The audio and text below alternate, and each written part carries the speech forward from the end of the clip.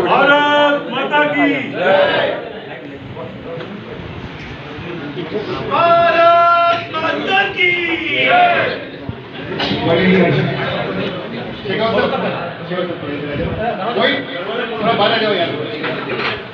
बड़े ही हर्ष का विषय है कि चुनाव की इस मेला में अति व्यस्तम समय होने के बावजूद 5 राज्यों के चुनाव में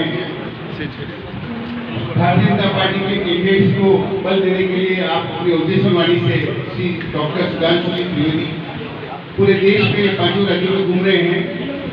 आज हमारे बड़े ही आग्रह से आपने सर्वदलता पूर्वक उदयपुर के मीडिया सेंटर के उद्घाटन के लिए अवसर पर आपने पधारना स्वीकार किया। उसके लिए मैं सबसे पहले भारतीय जनता पार्टी और अपने लेक सिटी परिवार की ओर से आपका हार्दिक स्वागत अभिनंदन करता हूँ। मैं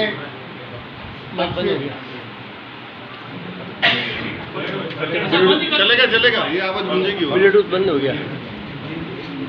मैं अभी डॉक्टर साहब से निवेदन करूंगा कि वो आप आज उदयपुर की प्रेस को संबोधित करें एवं आने वाले समय में भारतीय जनता पार्टी के विचार और कार्यों के बारे में बताएं।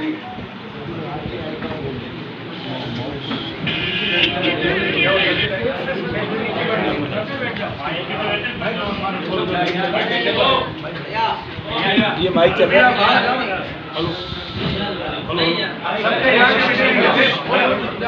हेलो माइक देखना भाई। हेलो अरे माइक देखना एक बार। माइक देखना माइक।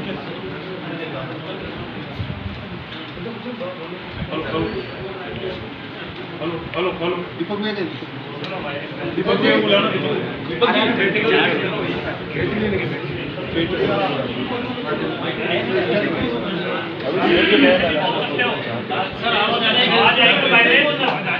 शांत रहे तो आवाज अच्छी आएगी। शशि कुमार की भूमिका से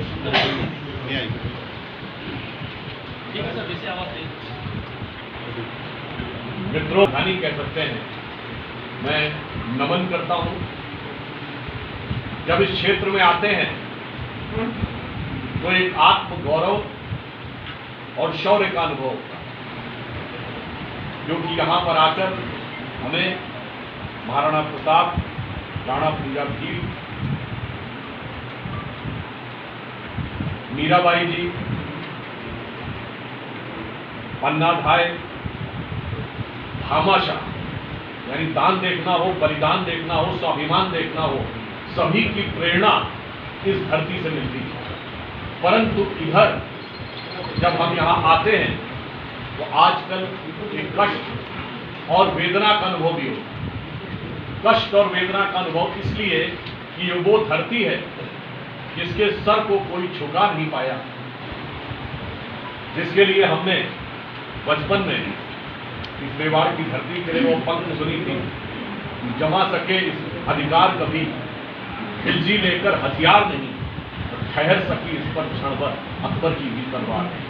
अगर अफसोस कि वो तलवार जहां सर छुप नहीं पाया, कांग्रेस के दौरे हुकूमत में अशोक गहलोत जी के शासनकाल में सर तन से जुदा कर गया। और उससे बड़े दुख की बात यह है, ये वो राज्य है जहां 2019 के लोकसभा चुनाव में आपको याद हो, कांग्रेस अपने घोषणा पत्र में कहा था कि देशद्रोह का कानून यानी सेडेशन लॉ, उसको वो गलत मानती है, इसका दुरुपयोग किया जा सकता है, इसलिए हम इसको समाप्त करेंगे। मगर यदि 2019 के बाद पहला राज्य था जिसने सेडेशन के कानून का, देशद्रोह के कानून का प्रयोग किया तो वो राजस्थान था। किसके विरुद्ध? इस संपन्न से जुदा वाले नारे लगाने वाले लोगों के खिलाफ नहीं, विधायकों के खिलाफ। किन विधायकों के खिलाफ? अपनी कांग्रेस पार्टी के विधायकों के खिलाफ, जो उनके विरोधी गुट के माने जाते थे।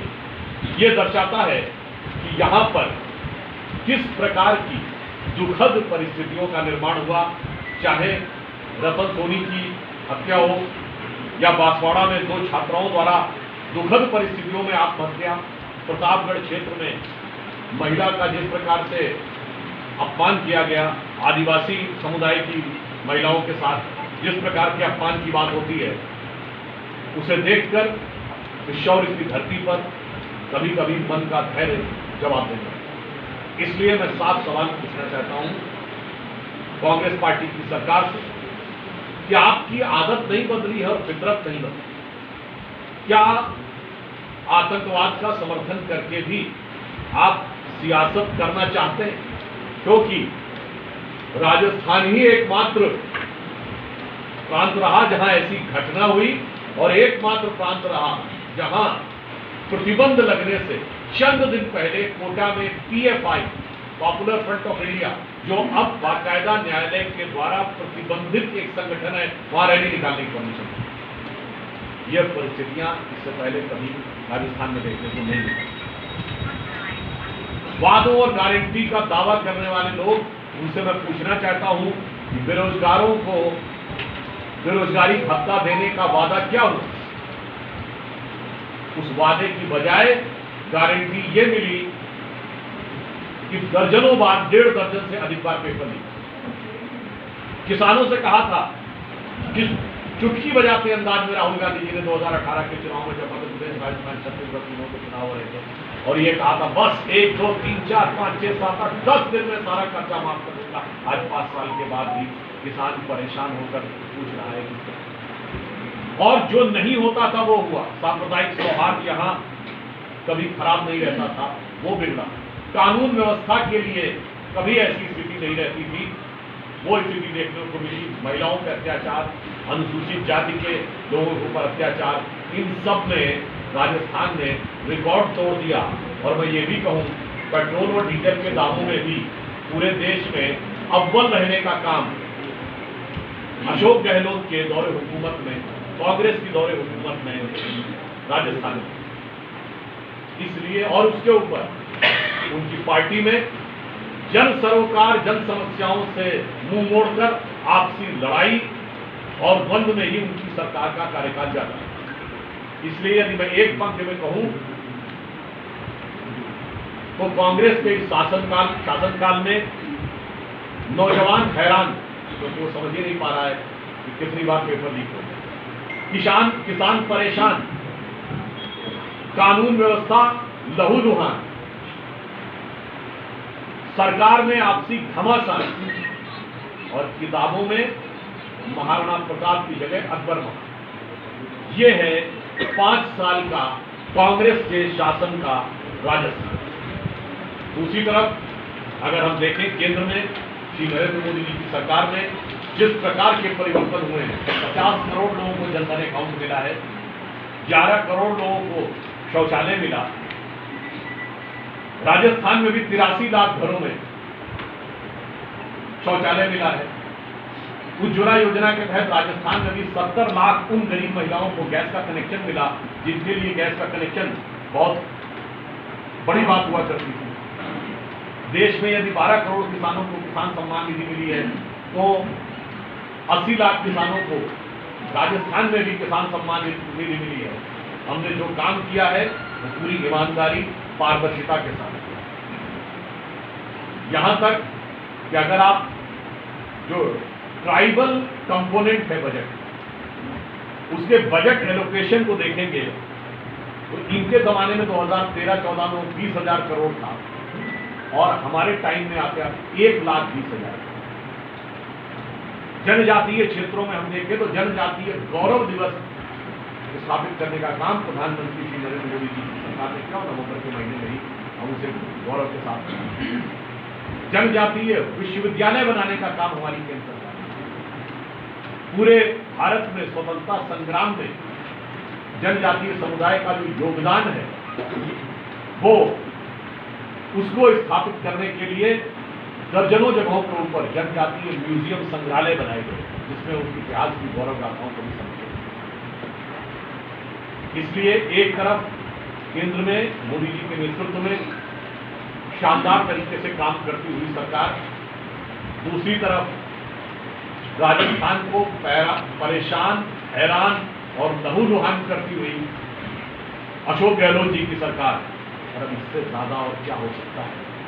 बताइए, राजस्थान एक ऐसा राज्य रहा जो अद्भुत है, किसी पॉलिटिकल पार्टी की हिस्ट्री में ऐसा नहीं हुआ होगा कि वो जिसको अपना राष्ट्रीय अध्यक्ष बना रहे थे वो बागी होगा। मैं अशोक गहलोत जी की बात, जहां का मुख्यमंत्री बागी खेमे में माना जाए, प्रदेश अध्यक्ष लोकात्रा जी बागी खेमे में माना जाए, विधानसभा अध्यक्ष सीपी जोशी बागी खेमे में माने जाए, जहां पर केंद्रीय पर्यवेक्षक के रूप में वो अजय माकन जी की फाइट आपको याद हो, जो विधायक मिलने नहीं आए, मैं जाकर हाईकमान से शिकायत करूंगा, बड़े भैया आपको होकर मेरे पीछे ये स्थिति देखने को मिली हो। और अब क्या कहा जाए, ये तथाकथित मोहब्बत की दुकान चलाने वालों के दिल में एक दूसरे के लिए क्या मोहब्बत है, भाई मैं नहीं कह रहा हूं, वो वीडियो वायरल हो रहा है जिसमें बतौर कांग्रेस के नेता अशोक गहलोत जिंदाबाद और राहुल गांधी और सोनिया गांधी मुर्दाबाद। इसके बाद भी कुछ कहने को रह जाता है, क्या वाद, क्या विवाद, क्या संवाद, क्या प्रमाद। इसीलिए राजस्थान की जनता को इन कष्टों का सामना करना पड़ रहा है।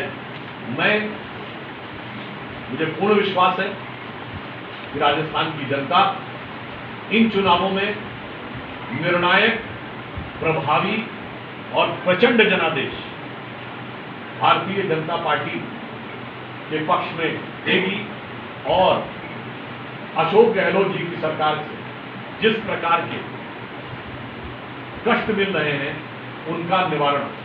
एक बिंदु में और कह देना चाहता हूं, मैं कांग्रेस पार्टी से पूछना चाहता हूं कि राज्यों के चुनावों में आप अंतर्राष्ट्रीय विषयों को क्यों ले आते? कांग्रेस वर्किंग कमेटी फिलिस्तीन के पक्ष में प्रस्ताव पारित करती है, हमास के मुंह में दही जमा के क्यों बैठता? हम भी फिलिस्तीन के पक्ष में हैं, परंतु भारत सरकार की स्थापित नीति है 70-75 वर्षों से कि शांतिपूर्ण वार्ता के द्वारा इजराइल के साथ सह अस्तित्व के साथ, अगर आप वार्ता पे ध्यान है, शांतिपूर्ण पे ध्यान है, सह अस्तित्व पे ध्यान है, वहां पर एक दूसरे को बर्बाद करने का विचार है। और उसके बाद मैं पूछना चाहता हूं, ये रशिया यूक्रेन वॉर के ऊपर कभी कांग्रेस वर्किंग कमेटी ने प्रस्ताव पारित किया? भाई बताएं कौन से इंटरनेशनल कॉन्फ्लिक्ट के ऊपर उन्होंने प्रस्ताव पारित? उसके बाद प्रियंका गांधी जी का ट्वीट, उसके बाद सोनिया गांधी जी आर्टिकल लिखती है अखबारों में, क्रोनोलॉजी देखिए, यानी घटना का कालानुक्रम देखिए। फिर केरल में हमास का एक आतंकवादी रैली को संबोधित कर देता है और इसके बाद भी केरल से कश्मीर तक सेक्युलरिज्म के सारे सूरमा हमास के मामले पे मौन साधना में है और राम मंदिर के मामले में मुखर विरोध में। यानी अब बिल्कुल साफ है कि यह तथाकथित INDIA गठबंधन जो कहता था जुड़ेगा भारत, जीतेगा इंडिया, अब साफ लग रहा है इनका नारा है जुड़ेगा कट्टरपंथी, जीतेगा हमास। इसलिए मैं उनसे यह भी पूछना चाहता हूं, हमारी नीति बहुत साफ है बतौर भारतीय जनता पार्टी, हमारी नीति बहुत साफ है केंद्र सरकार के रूप में, आप अपनी नीति बताइए। मेरा अफसोस क्या है कि आतंकवाद या हो अपराध, हर चीज को सियासत के तराजू पर तौल कर देखा जाता है। ये अपने आप में बहुत दुखद और दुर्भाग्य है। इसलिए मैं अंत में पुनः ये कहना चाहूंगा कि अशोक गहलोत जी के शासनकाल में नौजवान हैरान, किसान परेशान, कानूनी व्यवस्था लहूलुहान, सत्ताधारी दल में घमासान और किताबों में महाराणा प्रताप की जगह अकबर महान। परंतु अब की बार इस सरकार को निश्चित रूप से बदलेगा धन्यवाद। राजस्थान में लगभग 55 साल कांग्रेस ने शासन किया, आजादी का 78 साल, 55 साल। कोई पार्टी केंद्र में 50-55 साल शासन किया, कोई पार्टी नई नवेली पार्टी हो, आजकल है ना एक आध नई नवेली पार्टी जो नई नवेली की है, अजब अजमेरी की है, अपने आप में एक पहेली है, वो कहे कि हाँ साहब हम आएंगे और हम ये कमाल कर देंगे, ये कर देंगे, समझना। लेकिन आप तो सबसे लंबे समय तक सत्ता में रहे हुए हैं, सरकार में रह के चुपे छुपाए, भ्रष्टाचार में डूबे उतराए, अब आप क्या कह रहे हैं? और 50-55 साल सिर्फ आपकी पार्टी का शासन नहीं रहा, ज्यादातर समय आपके खानदान का शासन रहा। परिवार का शासन था, तब नहीं किया और अब कहते हैं हम कर देंगे। तो वही जो एक कहावत है कि बाप न माली मेड की विधवा तीरंदाज, अब आगे समझाने का प्रयास कर रहे हैं। तो ये साफ दर्शाते हैं वादे हो गए। हाँ, इन्होंने जो वादा किया था ना किसान से पूरा हुआ ना नौजवान का पूरा हुआ। गारंटी किस बात की मिली?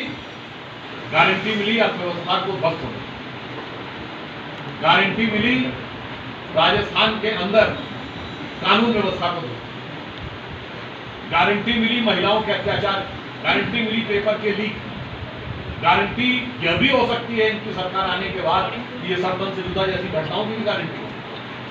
इसलिए राजस्थान की विवेकपूर्ण जनता समझती है। मैं पुनः कह रहा हूं, अपराध में भी टॉप पे, आतंकवाद का समर्थन देने में भी टॉप पे, और पेट्रोल डीजल की कीमत में भी टॉप। इसलिए मैंने अर्थव्यवस्था की। अगला सबसे क्या होगा कि कड़ा कोई सुरक्षा के लिए कोई कानून बीजेपी लाना चाहती है? और देखिए, महिला सुरक्षा के लिए कानूनों में आमूलचूल परिवर्तन प्रधानमंत्री जी नरेंद्र मोदी की सरकार आने के बाद हुआ। अगर आप याद करें तो हमने बलात्कार के आरोपियों की सजा बढ़ाई, माइनर्स के साथ बलात्कार करने वालों के लिए मृत्यु दंड का प्रावधान, हमने फास्ट ट्रैक कोर्ट की व्यवस्था ताकि उसके ऊपर कड़ाई से कार्य हो। और सकारात्मक पक्ष में देखें तो महिलाओं को 6 महीने का पूर्ण वेतन के साथ मातृत्व अवकाश को हमने सुनिश्चित किया। अगर आप उस ढंग से देखिए तो पैरामिलिट्री फोर्सेज में भी महिलाओं का पहली बार कमीशन हमारे टाइम में शुरू हुआ, और फाइटिंग फोर्स में भी, और जो युद्धक विमान उड़ाते हैं उनमें भी शुरुआत हुई। और उन सबसे ज़्यादा अगर देखें, भारत की संसद ने अभी अपने पिछले विशेष सत्र में नारी शक्ति बंधन अधिनियम पारित करके महिलाओं के लिए विधानसभा और संसद में स्थान किया। इतना ही नहीं, चांद के अछूते कोने को छूने वाला भारत पहला देश बना। तो प्रधानमंत्री जी ने उस पॉइंट का नाम भी पॉइंट शिव शक्ति रखा। मुझे लगता है जमीन से आसमान तक महिलाओं को काम से लेके सम्मान तक जो स्थान मोदी की सरकार ने दिया है वो अभूतपूर्व। जाम को लेकर एक हलफनामा दिया है कि उसके बारे में किसी को जानने की, कोई जनता को जानने की जरूरत नहीं है। कारण क्या है, इनको क्या जरूरत है? तो पूरा वैसे ही अंदर कर लेते हैं। हम मैं उदाहरण देना चाहता हूं, चेक के द्वारा पैसा देने का तो प्रावधान था, ये तो मांग इन्हीं लोगों ने उठाई थी कि गोपनीय होना चाहिए। अदरवाइज चेक का प्रावधान तो पहले भी था। कोई भी संगठन या व्यक्ति या संस्थान या बिजनेस हाउस चेक के द्वारा किसी भी उसको दे सकता है। तब स्वयं कहा कि नहीं, चेक के द्वारा नहीं, क्योंकि उससे तो हर चीज एक्सपोज हो जाती है। जब यह व्यवस्था की गई तो भी नहीं, इनके सामने समस्या क्या है कि इन्हें कोई भी चीज नंबर 1 में चाहिए ही। आदत और फितरत बन गई है नंबर 2 की। इसलिए ये बात आपको प्रत्यक्ष देना है तो आप चेक से दे सकते हैं। आप नहीं चाहते कि आपकी बात ओपन हो तो आप इलेक्ट्रॉनिक बॉन्ड के द्वारा दे सकते हैं। मगर उसमें खासियत यह है वो गोपनीय है, मगर नंबर 1। ये 5 राज्यों को विधानसभा है, क्या इसको आप सेमीफाइनल मानते हैं? देखिए, हम हर चुनाव को पूरी गंभीरता से सेमीफाइनल मानते हैं। देखिए, बहुत लोग सेमीफाइनल करते रहे साहब पिछले 9 साढ़े 9 सालों में। कितने बदलाव आ गए। अभी तो मैं तो सिर्फ ये मानता हूँ कि हम जो हमें और अगला जनादेश 2024 में मिलने वाला उसको भी हम सेमीफाइनल ही मानते हैं। क्यों? क्योंकि फाइनल डेस्टिनेशन तो वो है जो प्रधानमंत्री नरेंद्र मोदी ने 15 अगस्त को कहा है कि 25 साल का अमृतकाल समाप्त होते होते भारत को नंबर 1 की अर्थव्यवस्था और विकसित अर्थव्यवस्था। और उसको यूनिटी से टिकट नहीं दिया गया। एक बड़ा जातीय समीकरण जो है साधने की कोशिश की जाती है, तो कहीं कहीं विफलता रही बीजेपी की इसमें।